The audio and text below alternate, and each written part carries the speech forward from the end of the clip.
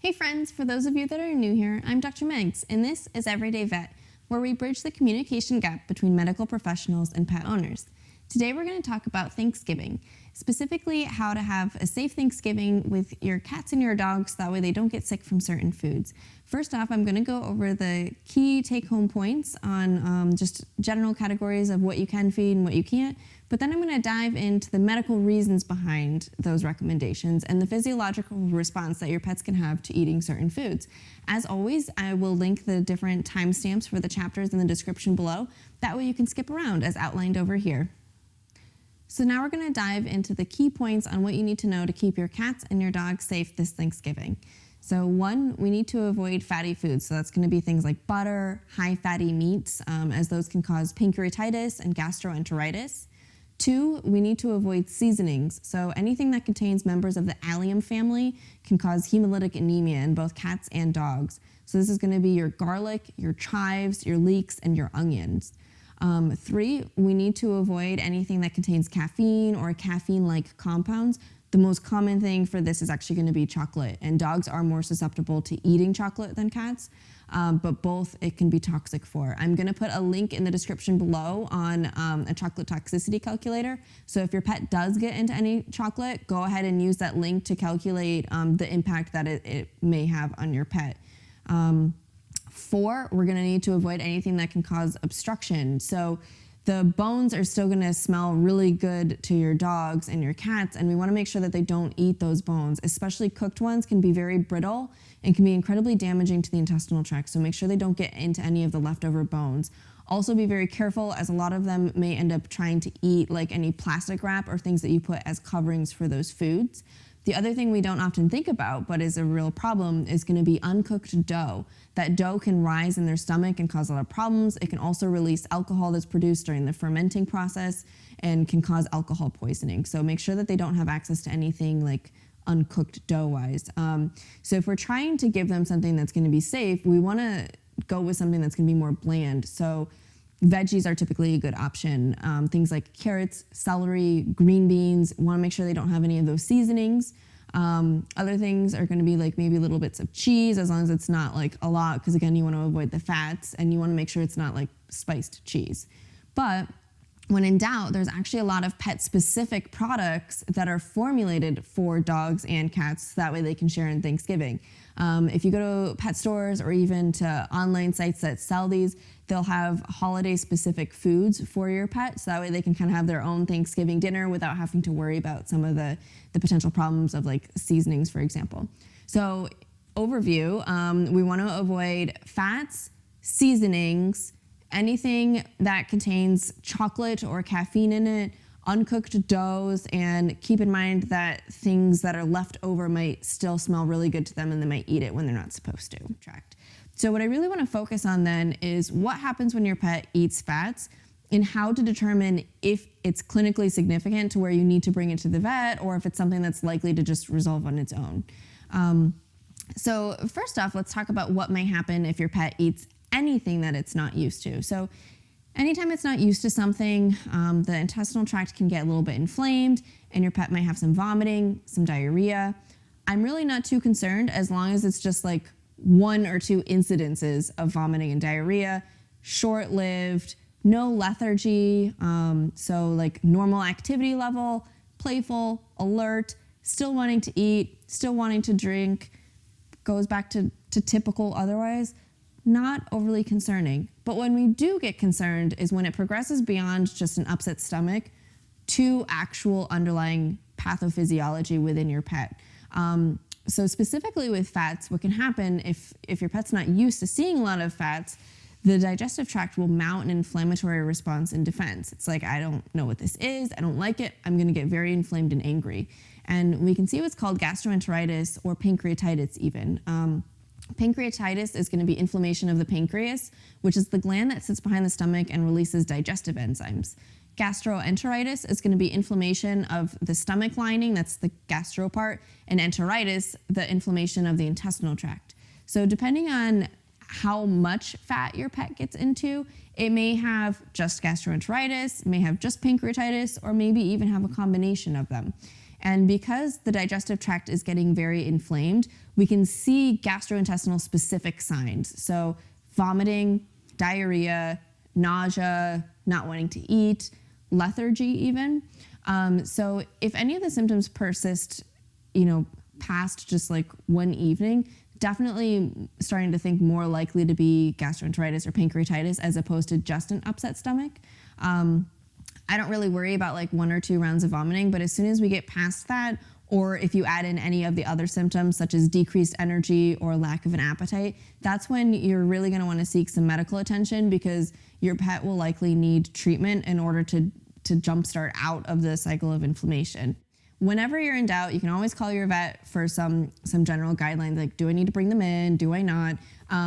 But as long as they're otherwise doing okay and just having a little bit of vomiting, I wouldn't necessarily rush them to the emergency room. You can probably wait until your vet opens in the morning. But if they are being lethargic and painful and just consistently vomiting or consistently having diarrhea, it would actually be worth considering that emergency visit instead of waiting until the morning when they're open. But there's a lot of variability, unfortunately. So key things, I don't have a predictor of how much fat is too much fat. It depends on the individual, but what we really want to be looking out for is it just a couple of rounds of vomiting, or how are they doing otherwise? Like, is your pet doing okay other than just a little bit of vomiting, or are they actually showing other symptoms of not feeling well? So now let's talk about seasonings. Specifically, I want to talk about ones that contain members of the Allium family. So that's going to be things like onions, chives, leeks, garlic. These are very toxic to both dogs and cats. So specifically what happens is they contain compounds called organosulfoxides. And when the organosulfoxides enter your pet's digestive tract, they're readily absorbed into circulation. And at that point, they turn into reactive oxidants. Oxidants meaning a compound that actually removes an electron. So it directly affects the red blood cell, and it can end up causing what's called hemolytic anemia. So hemolytic meaning it's destroying the red blood cell, anemia meaning there's an overall loss of red blood cells. So that can make your pet very sick in general. And we actually have a number on this for what's considered the toxic amounts. So in cats, anywhere from 5 grams per kilogram is going to cause toxicity. In dogs, it's 15 to 30 grams per kilogram. So it's still a pretty decent amount. So the seasonings can definitely make them sick, but when we're dealing with true toxicity and getting to the point of potential fatality from anemia, we're more so dealing with pets that have like stolen the whole onion or maybe even a clove of garlic while you're trying to cook. So if your pet has gotten into any of those, definitely use those numbers to kind of calculate, is it a toxic amount? But otherwise, just make sure to avoid feeding them anything with those seasonings, because even if it doesn't cause full-blown anemia, it can still cause some destruction to the different red blood cells. The other thing we can see, so what usually happens is within the first day or so, they'll end up having just an overall upset stomach, so maybe even some vomiting, some diarrhea. But if they eat enough of it, that then can progress to where we're seeing the hemolytic anemia. And the hallmarks of hemolytic anemia are going to be pale gums, as well as changes in the urine color. Because those red blood cells are getting destroyed, we can actually see like a red urine even. So if you're seeing something like that, you definitely want to get it checked out. But otherwise, if we're just dealing with like pets getting into Thanksgiving foods, we're more likely going to be just dealing with the gastrointestinal upset. But in general, just watch your cloves of garlic and your onion when you're cooking, and make sure your pets don't steal any of them, because they can get very, very sick from it. So now let's talk about caffeine. Caffeine can actually be toxic for dogs and cats, and it can cause vomiting, diarrhea, heart racing, seizures, and even death. Now, when we think about it, most times our pets aren't trying to steal like our cup of coffee, so we don't really have to worry about it from that aspect. But what we do have to worry about is chocolate. So chocolate actually contains a compound called theobromine, and it responds very similarly in the body to caffeine, and we see a lot of the same effects. And it's going to vary a lot on what type of chocolate it is, on how much theobromine it actually contains. So if your pet gets into milk chocolate, depending on the quantity, it's not going to be nearly as severe as if they get into something like dark chocolate, especially those high amounts used for baking even. And so it's really going to depend on what type they eat and how much they eat. It is a problem in cats as well as dogs, but dogs are much more likely to have an issue with it because dogs are more likely to try to steal chocolate. Cats don't really have a sweet tooth. If they did eat the chocolate, it would still cause the same problems, but dogs are typically the ones that are actively trying to steal the chocolate. So if your pet did get into any chocolate, your best bet is actually to go to a chocolate calculator. And I did link one in the description below. The reason being is the calculators allow you to put in your pet's species, so is it a dog or a cat, also specify their weight, how much chocolate they ingested, and then the important thing is you can select which type of chocolate they ate, because the type of chocolate is going to have the biggest impact on what type of effects they can have from it. And the nice thing about the calculators is it'll tell you, is this a tolerable amount? Is this enough to where they're likely to get sick? Or is this something that like really needs emergency care immediately? So best bet is just start with the chocolate toxicity calculator first if your pet did get into anything, and then that'll give you guidance on if you do need to seek medical care. So now I want to talk about the potential for obstruction. So when we're thinking about sharing our Thanksgiving dinner with our pets, we're not typically thinking about giving them like food wrappers or turkey bones. These are more commonly going to be things that they get into. So unfortunately, if your pet does get into the turkey carcass, those bones can cause a lot of damage. They can splinter off in the intestinal tract. They can cause so I know we talked about gastroenteritis and pancreatitis before, so the bones can actually cause that too. But they also have the added potential to cause trauma along the intestinal tract, as the cooked bones are very, they're very fragile and can really splinter. So definitely make sure that the carcass is not anywhere near where your cat or your dog could get into, because they could get very sick from it. The other thing, of course, is going to be as we're preparing foods to put away, a lot of pets may steal the food, and in the process of stealing the food, they can eat that plastic wrapper. So that can be really problematic too, as it can get stuck in those intestines. So really try to make sure that they stay away from it.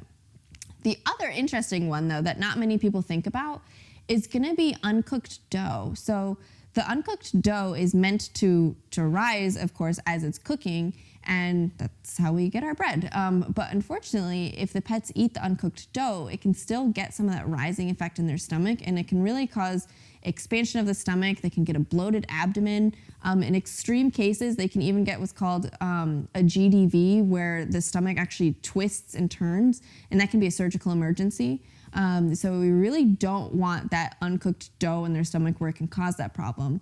But the other interesting thing about it is the process of fermentation, because when that dough is rising, it has the yeast in there, which releases carbon dioxide, which causes the gas bubbles in it that cause the bread to expand. But when it's creating the carbon dioxide, it's also creating alcohol. And in the uncooked dough, that alcohol is still going to be active. So if your pet eats the dough, they're actually going to be getting some of that alcohol, which can then enter their bloodstream and cause alcohol poisoning too. So it's not just the obstructive effects, it's actually the potential for the alcohol to affect them in addition. So just make sure, we would obviously know don't eat the uncooked dough because ew, but to the pets, it actually, smells really good.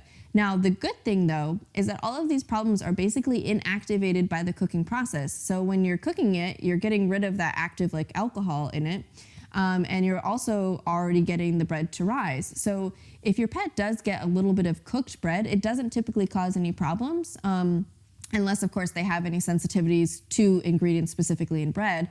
But for the average pet, a little bit of bread probably won't upset their system, not nearly as bad as that uncooked dough.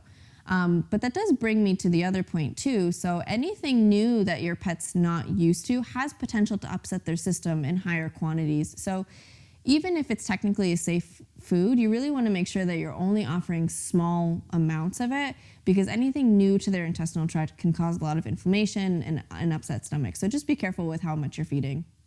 So now let's talk about the fun part. Let's get into what you can actually feed your pets. So I kind of mentioned it a little bit before. Some cooked bread is okay as long as it's in moderation, but that's going to be true of everything. So anything you give them on Thanksgiving Day, you want to make sure you're only giving them small amounts, because anything more than that can really upset their system since they're not really used to it. So moderation is going to be key for your pets. But things that you can actually do, typically veggies are going to be safe. So green beans and celery, sweet potatoes even, but just be mindful of how they're prepared, because if they're cooked in a lot of like butter, oils, or if they do have seasoning on it, not going to be a good choice. But as long as they're in their pure, like non-seasoned forms, they're typically okay in small amounts. Now, other things, so cheese, a lot of pets do like cheese. Just make sure you avoid some of those like spicy seasoned ones. But if it's just like a cheddar cheese or an American cheese, small amounts to avoid too much fat, but otherwise they can actually have that. And then of course, my personal favorite, they can have meat. So there's nothing wrong with the actual turkey. So I know we hear a lot about like pets getting sick from eating too much turkey at Thanksgiving, and that's true. But turkey itself is okay. And if we think about it, that makes sense because a lot of the pet foods out there are going to be turkey flavored. So it's not the actual turkey that's the problem. It's typically how we prepare it. So if we think about how we're making turkey, at least how I make turkey, you know, a lot of times it's got like seasonings on it. So it's going to have some of those members of the Allium family. So our chives and like our onions, garlic even. The other thing, a lot of them have butter on it and just different seasonings. It may even be deep fried because that's absolutely delicious. But so any of those cooking type processes are gonna make it so the turkey's not ideal for your pet. But it's not the actual turkey meat, it's the preparation of it. So if you do have some that maybe doesn't have seasoning on it, that's okay to feed. But I would probably avoid feeding maybe like the actual turkey dinner that you're having because it usually has too much stuff on it that makes it not appealing. But there is a really fun option that I stumbled across. So I was looking for sweaters for my dogs, of all things. And I actually found that there's a Thanksgiving shop on Chewy. I'm not sponsored by them. I really just stumbled across it. And they actually had turkey dinners for dogs and cats. So those are gonna be fine because they're made with the intention that they're being fed to your pets. So they're not gonna have those toxic components in them.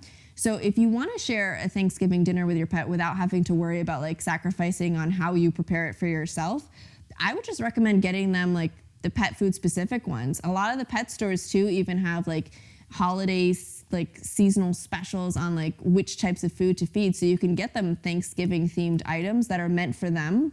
And then they'll have something that's appetizing for them, but also very safe. And then you don't have to worry about them getting sick from eating your Thanksgiving dinner. But just again, moderation, even though it's meant for them, you don't want to give them a ton of it if they're not used to that type of food. But definitely some good options out there so you can make sure that your pet's actually sharing in Thanksgiving with you. Thanksgiving is all about food, family, and friends, and that includes our pets too, and we can do it safely. So I hope that these guidelines helped. That way you can safely incorporate your furry friends into your Thanksgiving plans. Thank you for watching, and thank you for including me in your holiday this year. I'm Dr. Megs, and this is Everyday Vet. This is working. Hello friends, for those of you that are new here, I'm Dr. Megs and this is Hades. We love each other. Today we're going to talk about how to safely share Thanksgiving with your pets.